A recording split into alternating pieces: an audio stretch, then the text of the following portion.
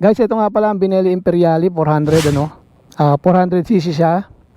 ABS, both ABS front and rear. Guys, 20.8 horsepower niya.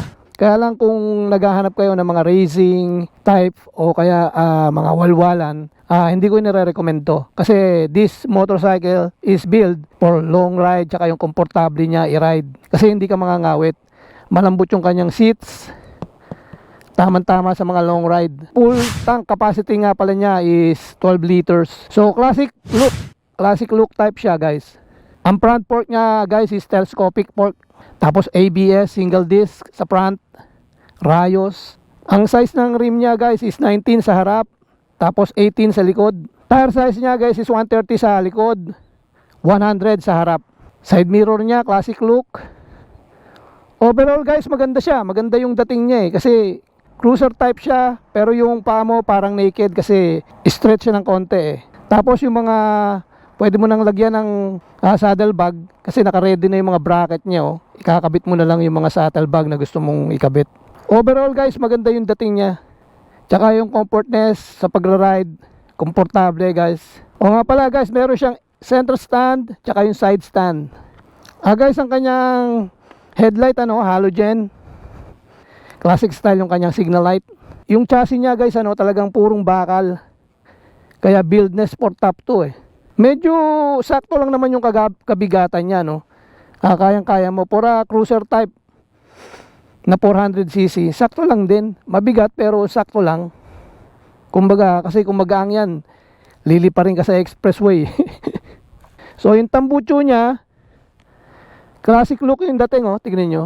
Tapos yung kanyang heat sensor, meron na ring cover dito. Well, guys, itong mga tapakan niya, matibay naman. Matibay naman yung mga pagkakabit. So ito ang kagandahan dito, yung saddle bag ready na Kakabit mo na lang dyan Ayun na yung bracket. Guys, ang rear shock niya, double shock absorber. Malambot siya lalo sa mga bako-bako. So ayun, guys, ang height ko is 5'6", medyo sakto lang din sa akin. Itong anak ko, nasa 5'11", 5'10 ang height niya, 5'10", 5'11. Tingnan natin kung anong sukat sa kanya, Upuan mo, anak. O yan, nasa 5'10", 5'11 ang height na Renzo kita nyo, parang ang liit.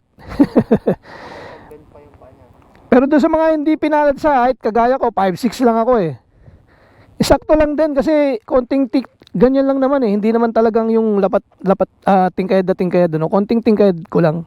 So far ang nakikita ko mga magaganda ito, hindi mga siya, kumbaga classic look. Ang hindi ko lang nagustuhan dito tong plastic na red. Pero overall naman maganda yung dating niya lahat.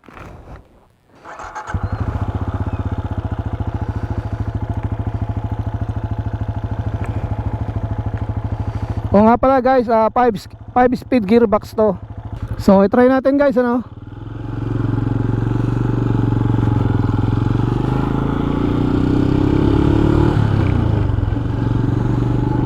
So far, tignan nyo yung komportable niya, yung comfortness.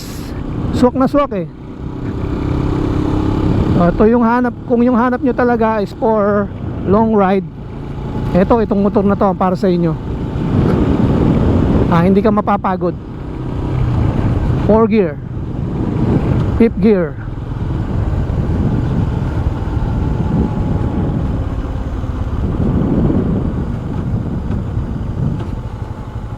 Guys, check it out in the market. Benelli Imperiale 400.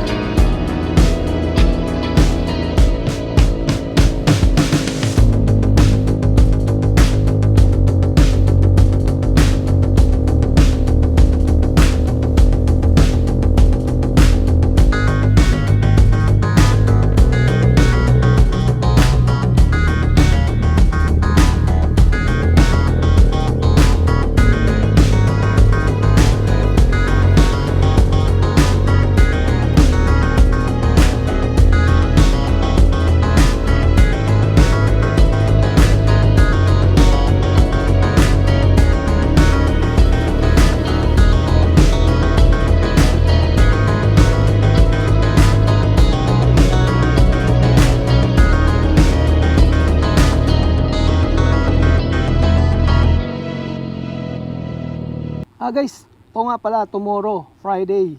Kung gusto nyo itong makita, meron silang pre-test drive sa Urdaneta, Bineli Urdaneta. So ando doon to for sure. Kasi babalik ko na tumamaya sa Bineli Dagupan eh. So gusto nyo i-try, puntahan nyo lang sa Bineli Urdaneta. Magpapat pre-test drive yata sila ng 8 o'clock to 5 p.m. So check nyo doon guys, Bineli Urdaneta. Ando doon to sigurado. So testing nyo para makita nyo kung ano yung kagandahan ng motor na to. So last conclusion guys, kung hanap mo ang hindi pangwalwalan, pang racing, kung ang hanap mo sa motor is komportable, yung comfortness tsaka yung long ride, I recommend this motorcycle. Number 1, pasok pa to sa expressway. Pwede mong gamitin sa expressway.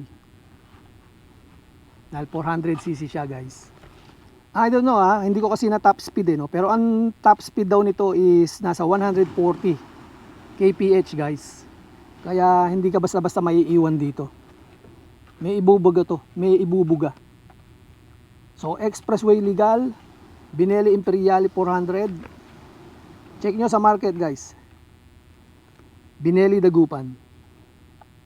Bineli Imperiale 400 guys, ang presyo nito sa market is 238,000.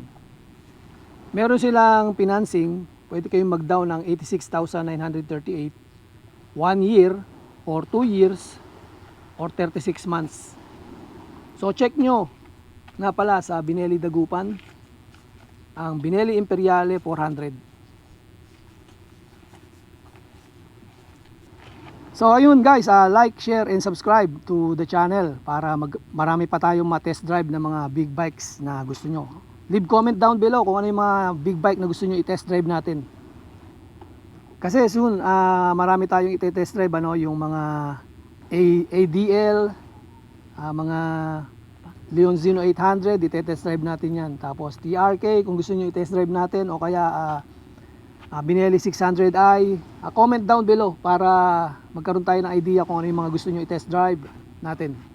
Meron din tayong darating na test drive, Picon, sports yun. Abangan nyo guys, abangan nyo. So ayun, thank you so much Bineli Dagupan sa pagpapahiram nitong motor na to. And see you in the next video guys.